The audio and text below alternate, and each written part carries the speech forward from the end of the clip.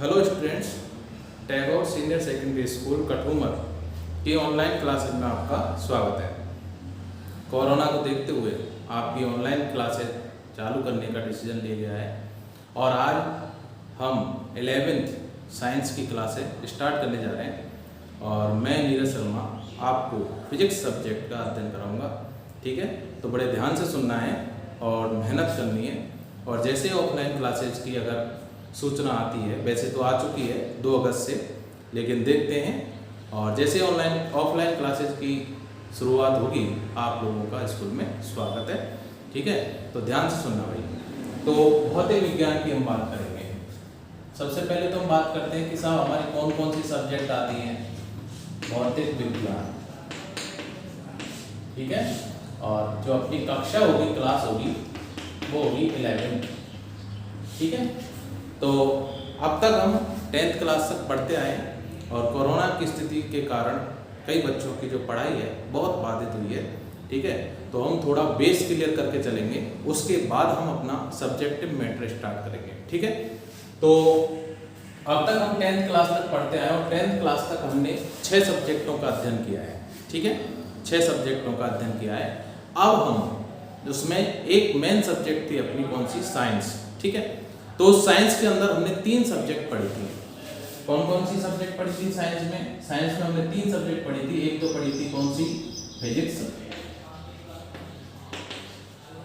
एक पढ़ी थी केमिस्ट्री और एक पढ़ी थी हमने बायोलॉजी। ठीक है, तो 3 सब्जेक्टों का हमने क्या किया था, उसमें अध्ययन किया था। अब तीनों सब्जेक्टों का अब 11th के अंदर जब हम बात करेंगे 11th के अंदर, तो अपनी 5 सब्जेक्टें काम आएंगी। उन 5 सब्जेक्ट्स में एक बायोलॉजी लेने वाले स्टूडेंट्स के लिए तो ये 3 सब्जेक्ट मेन होंगी। ठीक है, और मैथ्स लेने वाले स्टूडेंट्स के लिए ये 2 सब्जेक्ट तो कॉमन रहेंगी, लेकिन बायो की जगह आ जाएगा मैथ्स। ठीक है, मैथ्स वाले स्टूडेंट को मैथ पढ़नी पड़ेगी, बायोलॉजी स्टूडेंट को बायोलॉजी पढ़नी पड़ेगी। बाकी फिजिक्स और केमिस्ट्री तो दोनों के लिए क्या होगी, कॉमन होगी। ठीक है, इसके बाद हिंदी और इंग्लिश और अपनी आ जाती है। इसका मतलब 5 पेपर लगते हैं अपने, कितने, 5। ठीक है, तो हम बात करने जा रहे हैं। अब तक हमने तीनों का थोड़ा थोड़ा अध्ययन किया था, विज्ञान के अंदर, साइंस के अंदर। अब हम इन तीनों सब्जेक्ट का अलग अलग विस्तार से अध्ययन करेंगे। ठीक है, कि फिजिक्स में कौन कौन से अपने टॉपिक आते हैं उसका अलग अध्ययन करेंगे, केमिस्ट्री में कौन कौन से टॉपिक आते हैं उसका अलग अध्ययन करेंगे, बायोलॉजी में जो टॉपिक आते हैं उसका हम अलग अध्ययन करेंगे। ठीक है, तो ध्यान से सुनना भाई। तो हम बात कर रहे हैं भौतिक विज्ञान की। ठीक है, फिजिक्स। फिजिक्स शब्द का जो निर्माण हुआ है वो हुआ है किससे, फ्यूसिस शब्द से। फिजिक्स शब्द का जो निर्माण हुआ है वो किससे हुआ है, फ्यूसिस शब्द से हुआ है। ठीक है, और फ्यूसिस जो शब्द है वो निकला है किससे, नेचर से।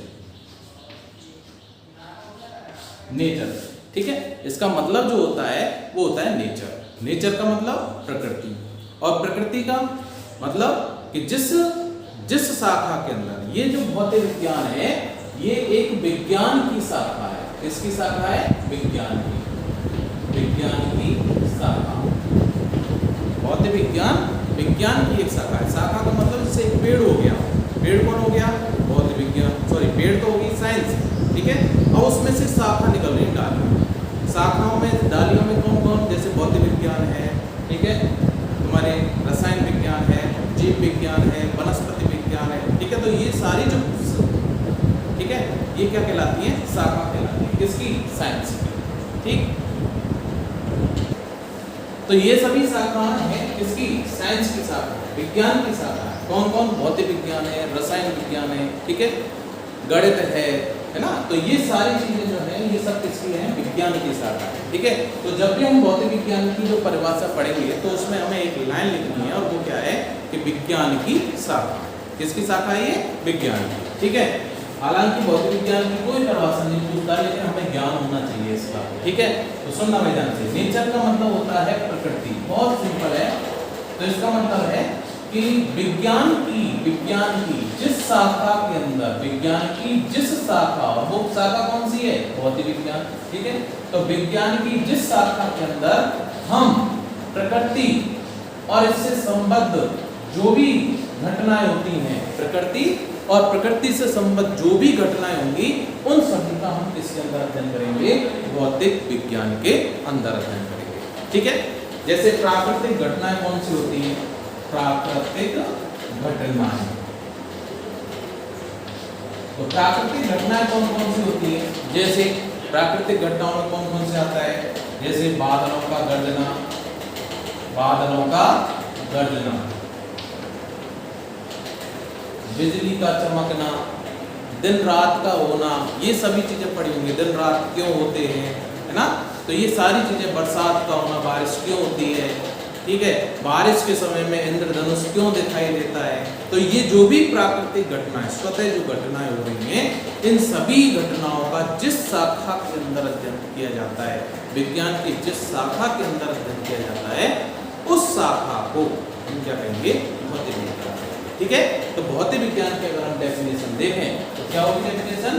कि विज्ञान की वह शाखा जिसके अंतर्गत, विज्ञान की वह शाखा जिसके अंतर्गत प्रकृति में होने वाली प्राकृतिक, स्वतः प्राकृतिक जो घटनाएं होती हैं, उन सभी का अध्ययन किया जाता है, उसे हम कहेंगे भौतिक विज्ञान। क्या कहेंगे?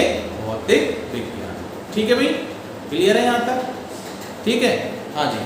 अब हम बात करते हैं कि ये तो सिंपल अपनी बात हो गई कि भौतिक विज्ञान वास्तव में है क्या और इसमें हमें पढ़ना क्या क्या है। ठीक है, तो ये जो भी प्राकृतिक घटनाएं होती हैं, उन सभी का विज्ञान की जिस शाखा के अंदर अध्ययन किया जाता है, उसे हम क्या कहते हैं?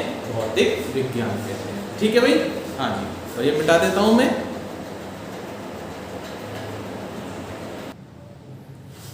तो यहाँ पर हम देखते हैं कि विज्ञान की जब हम ये बात कर रहे हैं, शाखा किसकी?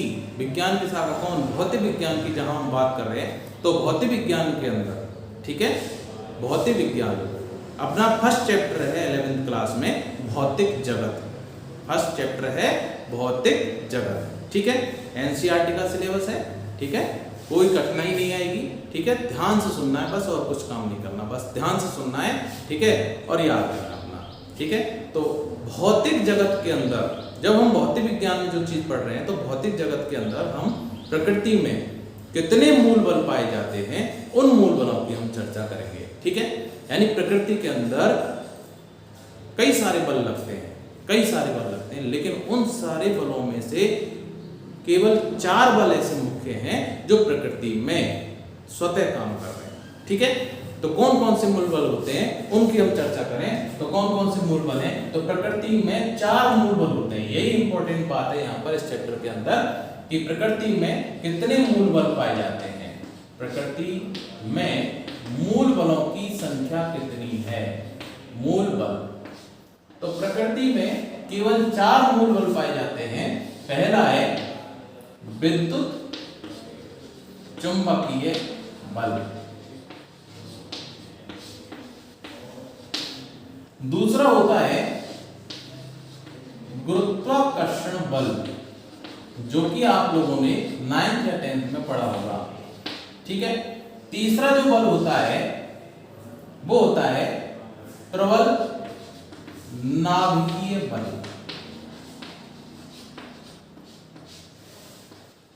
और चौथा जो होता है वो होता है दुर्बल बल। यानी प्रकृति में 4 मूल बल पाए जाते हैं। कौन कौन से? विद्युत चुंबकीय बल, दूसरा गुरुत्वाकर्षण बल, तीसरा प्रबल नाभिकीय बल, और चौथा है दुर्बल बल।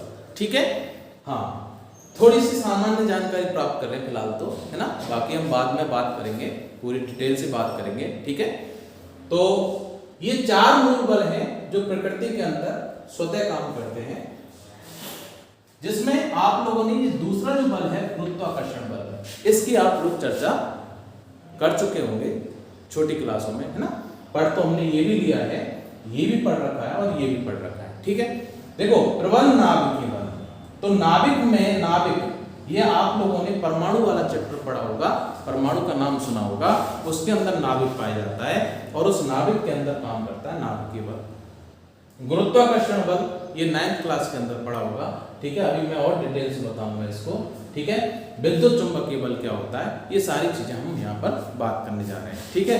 तो सुनना भाई ध्यान से। तो सबसे पहले हम जो सुन रखा है हमने, है ना, उस पर हम चर्चा कर रहे हैं। जैसे हमने बात की किसकी, गुरुत्वाकर्षण बल की, ठीक है। तो गुरुत्वाकर्षण बल क्या होता है, गुरुत्वाकर्षण बल मतलब गुरुत्व, संधि करते हैं इसका, विच्छेद करते हैं, गुरुत्व प्लस आकर्षण, गुरुत्व प्लस आकर्षण। तो इससे हमें ये चीज तो पता चल गई कि इस बल की जो प्रकृति होती है वो कैसी है, आकर्षण प्रकृति है। कैसी प्रकृति है इसकी, आकर्षण प्रकृति, ठीक है। कि इस बल की जो प्रकृति है वो कैसी है, आकर्षण, ठीक। तो इसका मतलब गुरुत्व का मतलब क्या होता है, गुरुत्व का मतलब, गुरुत्व एक तरह से हम कह सकते हैं कि किसी वस्तु में, जिस वस्तु के अंदर द्रव्यमान होता है उसके अंदर एक गुण पाया जाता है, और वो कौन सा होता है, गुरुत्व का होता है, ठीक है सर। तो द्रव्यमान पिंड के अंदर की बात कर रहे हैं, ठीक है। तो द्रव्यमान पिंड और उन दो द्रव्यमान पिंड, यानी एक द्रव्यमान पिंड किसी दूसरे द्रव्यमान पिंड को अपनी ओर क्या कर रहा है, आकर्षित कर रहा है। तो उस द्रव्यमान के गुण के कारण, उस गुरुत्व के गुण के कारण, गुरुत्व के गुण के कारण, द्रव्यमान के गुण के कारण वस्तुओं के मध्य जो बल लगता है वो कौन सा है, आकर्षण बल लगता है, ठीक है। और उसी बल को हम क्या कहेंगे, गुरुत्वाकर्षण बल कहेंगे, ठीक है भाई। जैसे बात करते हैं कि जैसे मान के चलो कि ये चौक है, ठीक है। अब इस चौक को अगर मैं छोड़ूं तो ये कहां गिरेगा, सिंपल सी बात है, सबको पता है कहां गिरेगा, नीचे गिरेगा, है ना। जिसकी खोज किसने की थी, न्यूटन ने की थी, है ना। तो न्यूटन ने बताया था किसको, गुरुत्वाकर्षण को। न्यूटन ने क्या कहा था कि सब एक सेब के पेड़ के नीचे बैठा था, ये सारी चीजें पढ़ के आ रहे हैं ना, कि न्यूटन जो था वो एक सेब के पेड़ के नीचे बैठा था और ऊपर से एक सेब टपका, जैसे उसकी खोपड़ी पर पड़ा, है ना। जैसे खोपड़ी पर पड़ा तो उसके दिमाग की बत्ती जली, है ना। उसने सोचा कि भाई ये ऊपर से नीचे क्यों गिरा, नीचे से ऊपर क्यों नहीं गया, है ना। तो ये सारी चीजें उसके दिमाग के अंदर आई, है ना, कि ये ऊपर से नीचे क्यों आया, है ना, ऊपर से नीचे ही क्यों आया, नीचे से ऊपर क्यों नहीं गया। तो फिर उसने इसकी खोजबीन की और खोजबीन करके ये बताया कि पृथ्वी हर वस्तु को, हर द्रव्यमान पिंड को अपनी ओर क्या करती है, आकर्षित करती है। पृथ्वी हर द्रव्यमान पिंड को अपनी ओर क्या करती है, आकर्षित करती है। क्यों, पृथ्वी भी एक द्रव्यमान पिंड है ना। ये चौक है, इसके अंदर भी द्रव्यमान है, ठीक है। तो इसका मतलब इसके अंदर भी गुरुत्व का गुण है, पृथ्वी के अंदर भी गुरुत्व का गुण है, और दोनों गुरुत्व के गुणों के मध्य कैसा बल लगेगा, आकर्षण बल लगेगा, ठीक है। तो इसका मतलब क्या हुआ कि साहब अधिक द्रव्यमान का जो पिंड होगा, अधिक द्रव्यमान का पिंड कौन है, पृथ्वी है ना। और वो पृथ्वी इस कम द्रव्यमान पिंड को अपनी ओर क्या कर रही है, आकर्षित कर रही है, ठीक है। हालांकि जितने बल से पृथ्वी इसको अपनी ओर आकर्षित करे, उतने बल से ये भी पृथ्वी को अपनी ओर आकर्षित कर सकता है, ठीक है सर। बल तो उतना ही लगेगा, आगे चल के हम देखेंगे दोनों की मध्य दूरी सेम है, तो इसके कारण उस पर कितना बल लग रहा है, इसके कारण उस पर कितना बल लग रहा है, बल सेम होते हैं। लेकिन ये पिंड, द्रव्यमान पिंड पृथ्वी की ओर क्या होता है, आकर्षित होता है, और इसी बल को हम बोलते हैं गुरुत्वाकर्षण बल, ठीक है। अच्छा, दूसरी बात कि साहब ये तो पृथ्वी की बात हो गई। अब मैं ये कहूं कि साहब ये एक डस्टर है, ठीक है, ये एक द्रव्यमान पिंड है, इधर ये चौक भी एक द्रव्यमान पिंड है। अब हम बात करें कि साहब इन दोनों के मध्य कोई बल लग रहा है या नहीं लग रहा, इन दोनों के मध्य, ठीक है। तो हम ये कहेंगे कि साहब ये द्रव्यमान पिंड और ये भी द्रव्यमान पिंड। अब न्यूटन ने क्या कहा था कि किन्हीं दो द्रव्यमान पिंडों के मध्य क्या लगता है भाई, आकर्षण बल लगता है, और किसके कारण, गुरुत्व के कारण। तो इसमें भी गुरुत्व का गुण है और इसमें भी गुरुत्व का गुण है, लेकिन दोनों टेबल पर रखे हुए हैं, स्थिर रखे हैं, है ना, कोई छेड़छाड़ नहीं है। लेकिन ये एक दूसरे से नहीं चिपक रहे, एक दूसरे को आकर्षित नहीं कर रहे, ठीक है। तो इसका मतलब क्या हुआ कि साहब इसके अंदर गुरुत्व का गुण और इसके अंदर भी गुरुत्व का गुण, तो न्यूटन फेल हो गया। यही बोलेंगे हम कि साहब आकर्षित ही नहीं कर रहा, तो न्यूटन फेल हो गया कि गुरुत्वाकर्षण बल नहीं लग रहा है। लेकिन हकीकत क्या है कि इन दोनों द्रव्यमान पिंडों के मध्य क्या लग रहा है, बल लग रहा है, और कौन सा, गुरुत्वाकर्षण। क्यों कहा हमने, क्योंकि इसके अंदर भी द्रव्यमान है, इसके अंदर भी गुरुत्व का गुण है, और दोनों एक दूसरे को क्या करते हैं, आकर्षित। लेकिन ये एक क्षेत्र के अंदर रखे हुए हैं, और वो कौन सा क्षेत्र है? वो है पृथ्वी का अपना एक गुरुत्वीय क्षेत्र। इसका मतलब कि पृथ्वी ने इसको ठीक है, पृथ्वी ने इसको पकड़ रखा है, इधर से इसको भी पृथ्वी ने पकड़ रखा है अपने गुरुत्वाकर्षण बल से। ठीक है, तो कहने वाला इन दोनों के मध्य परस्पर लगने वाला जो गुरुत्वाकर्षण बल का मान है, वो मान पृथ्वी के द्वारा इस पर और पृथ्वी के द्वारा इस पर लगने वाले गुरुत्वाकर्षण बल से क्या है? कम है। ठीक है, इसलिए ये दोनों एक दूसरे की तरफ जाते हुए नजर नहीं आते। ठीक है भाई, अच्छा अब सुनना ध्यान से। तो यहां हम बात कर रहे हैं किसकी? गुरुत्वाकर्षण बल की। तो गुरुत्वाकर्षण बल क्या कहता है कि साहब ये एक द्रव्यमान पिंड ये रहा m1, ऐसे कोई दूसरा द्रव्यमान पिंड है m2, दोनों एक दूसरे से कुछ दूरी पर रखे हुए हैं। ठीक है, तो इन दोनों के मध्य ये द्रव्यमान पिंड इसको अपनी ओर आकर्षित करेगा, ये द्रव्यमान पिंड इसको अपनी ओर आकर्षित करेगा। ठीक है, और ये जो आकर्षण बल है, यही आकर्षण बल क्या कहलाता है? गुरुत्वाकर्षण बल कहलाता है। ठीक है, आगे इसकी हम विस्तार से भी चर्चा करेंगे। ठीक है भाई, ध्यान से सुनना बस अभी तो। ठीक है, अच्छा अब बात करते हैं साहब विद्युत चुंबकीय बल की। विद्युत चुंबकीय बल क्या होता है? तो विद्युत चुंबकीय बल का मतलब विद्युत, ठीक है, चुंबक यानी दोनों क्षेत्र आ रहे हैं यहां पर, विद्युत भी आ रहा है और चुंबक भी आ रहा है। ठीक है, तो चुंबक के कारण चुंबकीय क्षेत्र होगा, विद्युत के कारण विद्युत क्षेत्र होगा। ठीक है, तो इसका मतलब कि अगर किसी वस्तु पर आवेश है, देखो विद्युत का मतलब क्या होता है? विद्युत का मतलब होता है आवेश। ठीक है, जैसे आप लोगों ने देखा होगा एक ओरस्टेड का प्रयोग पढ़ा होगा, ओरस्टेड का नाम सुना होगा आप लोगों ने 10th क्लास में, ओरस्टेड। तो ओरस्टेड क्या कहता है? ओरस्टेड ये कहता है कि यदि कोई चालक तार है,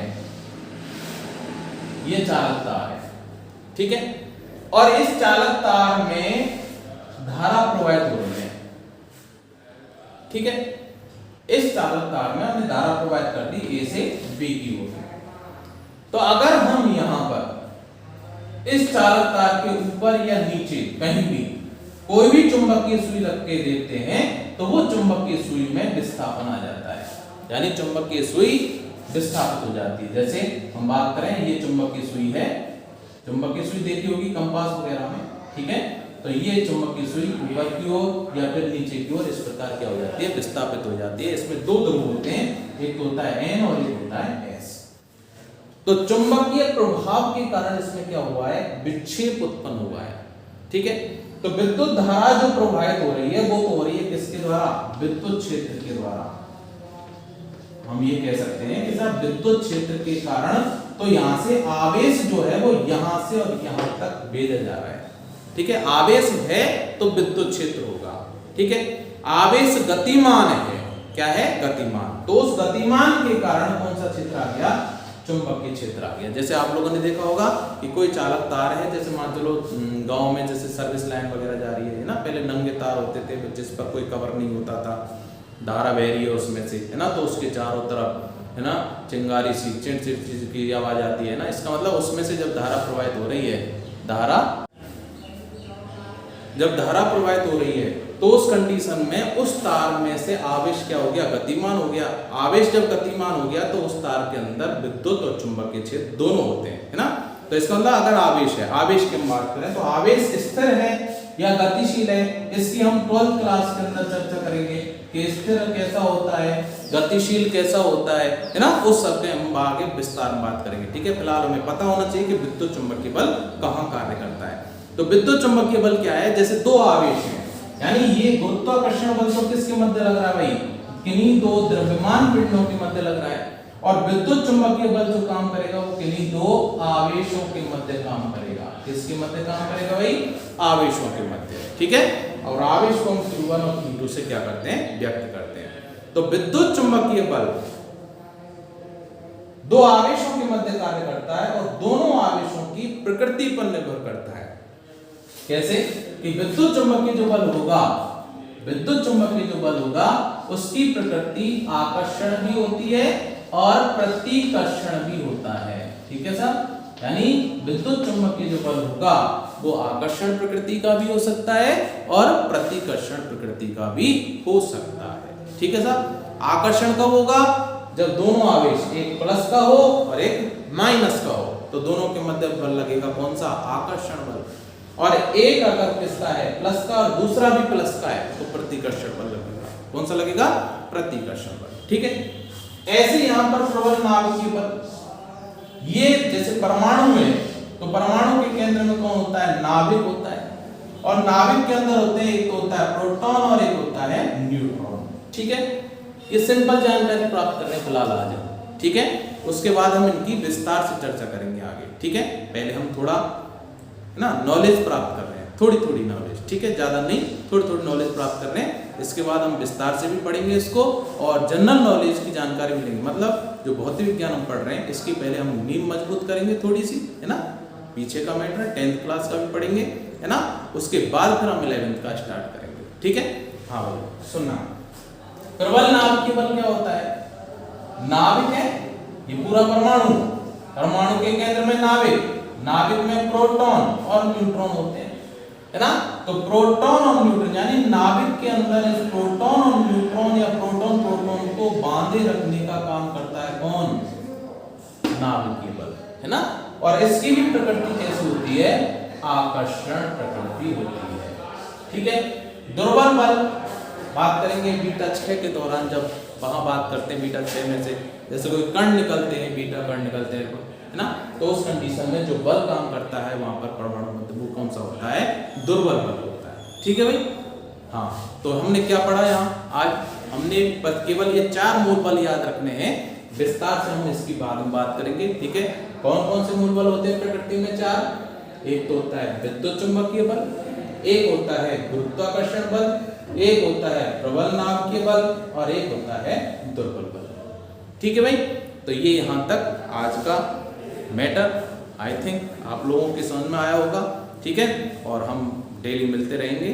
ठीक है, तब तक के लिए धन्यवाद।